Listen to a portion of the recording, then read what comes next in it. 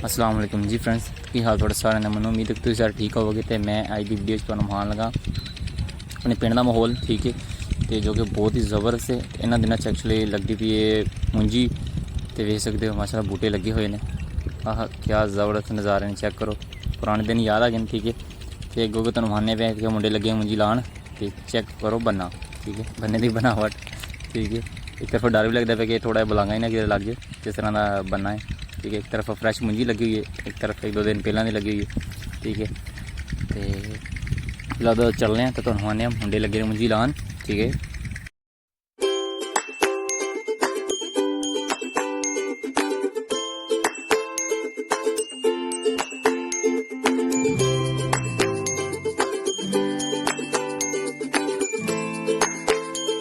नाल अगे होर आ जाती कि खाली पहली, ठीक है। तुसीं वेखदे सामने कद्दू हो गया, ठीक है। तो हुण ये भी 1-2 दिन मुंजी लग जानी, ठीक है।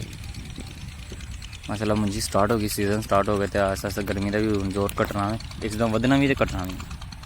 तो जी फ्रेंड्स आ गया लाभे के कोल, लाभे ला रहे हैं माशाल्लाह स्पीड नाल, ला काफ़ी ज़्यादा ही लाहड़ी, ठीक है।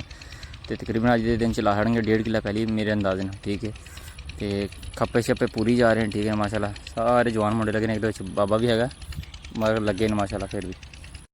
तो एक उत्तरी टटियोली जो साह नहीं लैन देंदी थी, ठीक है ना। इनू है कि मेरे आंडिया को टोर चला है, बच्चों मार छड़ना कि मैं फिलहाल कुछ भी नहीं ऐसे इरादे च आया, ठीक है ना। मैं बनाना है वीडियो, तो फिर भी देखो माशाल्लाह बच्चों के वास्ते किस तरीके मेरे सिर के उत्ते पहुँची, ठीक है।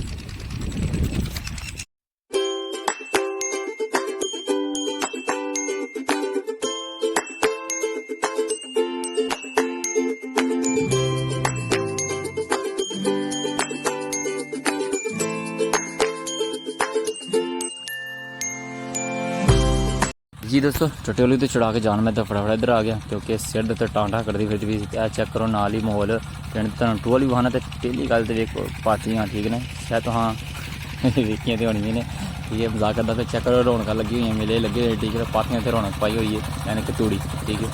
तो माशाल्लाह इंजन भी खिंचा खच लगा है, ठीक है ना।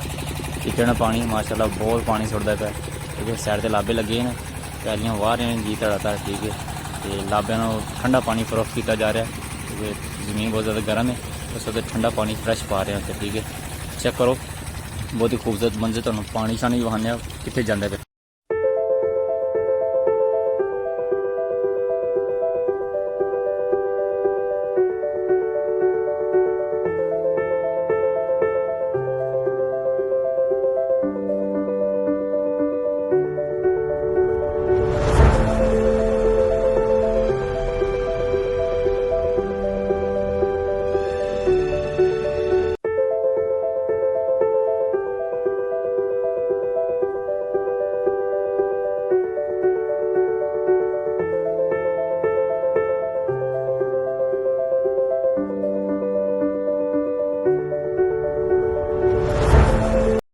जी फ्रेंड्स खूबसूरती का हिस्सा तुहानूं है थोड़ा, ठीक है, नेचर के मतलब भी, ठीक है।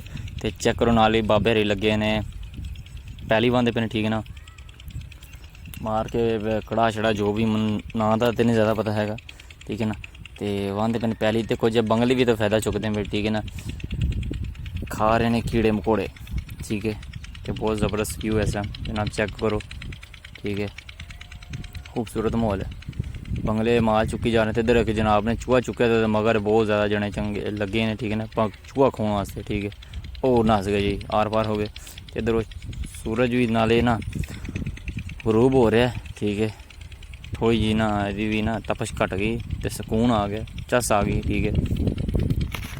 चेक करो और भी जनता आ रही है, मैसेज आ जा रहे हैं, तड़ा तड़ा बंगले आ वजन देन जी फ्रेंड्स। बहुत लाभ शाप तुम वेल हूँ, चलो इधर आउट टुर के तुम हवा थम्बियाँ लगी, ठीक है ना।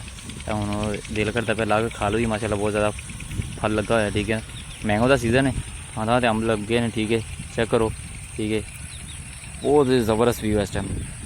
तो हूँ मेरी सलाह है कभी मैं तोड़ के खा लवां, दिल करता है पे हूँ जी फ्रेंड्स। आ देखते पे आ तोड़ ली, तो मैं आ लगा हूँ धोने, ठीक है, अच्छे तरीके ना धो लो, ताकि ये जेड़े जैम्स डैडू शैडू सारे उतर जाए, ठीक है।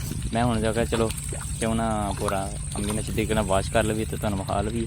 चेक करो नाल थोड़ा थोड़ा पानी आंदा पे, ठीक है। टूबल चलता पे साइड के उत्ते, तो पानी आ रहा ਤੇ ਮੈਨੂੰ ਉਮੀਦ ਹੈ ਕਿ ਤੁਹਾਨੂੰ ਮੇਰੀ ਵੀਡੀਓ ਪਸੰਦ ਆਈ ਹੋਵੇਗੀ, ਠੀਕ ਹੈ। ਤੇ ਮੇਰੇ ਚੈਨਲ ਨੂੰ ਲਾਈਕ ਕਰੋ, ਕਮੈਂਟ ਕਰੋ ਤੇ ਸਬਸਕ੍ਰਾਈਬ ਕਰੋ, ਠੀਕ ਹੈ। ਤੇ don't forget to press the bell icon for more new latest update. ਤੇ ਆਹੋ ਤੁਹਾਨੂੰ ਪਤਾ ਤਾਂ ਚੱਲ ਹੀ ਗਿਆ ਹੋਣਾ, ਠੀਕ ਹੈ। ਤੇ ਮੈਨੂੰ ਦਿਓ ਇਜਾਜ਼ਤ ਤੇ ਇਨਸ਼ਾਅੱਲਾ ਮਿਲਦੇ ਹਾਂ ਨੈਕਸਟ ਵਲੋਗ 'ਚ। ਤੇ ਨਾਲ ਮੇਰੀ ਗੱਲ ਯਾਦ ਰੱਖਿਆ ਕਿ ਗਰਮੀ ਬਹੁਤ ਜ਼ਿਆਦਾ, ਪਰਿੰਦਿਆਂ ਨੂੰ ਪਾਓ ਪਾਣੀ ਕੋਠਿਆਂ ਉੱਤੇ, ਠੀਕ ਹੈ, ਤਾਂ ਕਿ ਪਰਿੰਦੇ ਵੀ ਸਕੂਨ ਦੀ ਜ਼ਿੰਦਗੀ ਗੁਜ਼ਾਰ ਸਕਣ, ਸਮਾਨ ਨਾਲ ਰਹਿ ਸਕਣ, ਠੀਕ ਹੈ। ਤੇ ਬਹੁਤ ਜ਼ਿਆਦਾ ਗਰਮੀ ਫਿਲਹਾਲ ਇਹਨਾਂ ਦਿਨਾਂ 'ਚ ਮਜ਼ੀਦ ਹੀ ਗਰਮੀ ਪੈ ਰਹੀ, ਕਿਉਂਕਿ ਮੰਜੀ ਲੱਗਦੀ ਹੈ ਵੀ।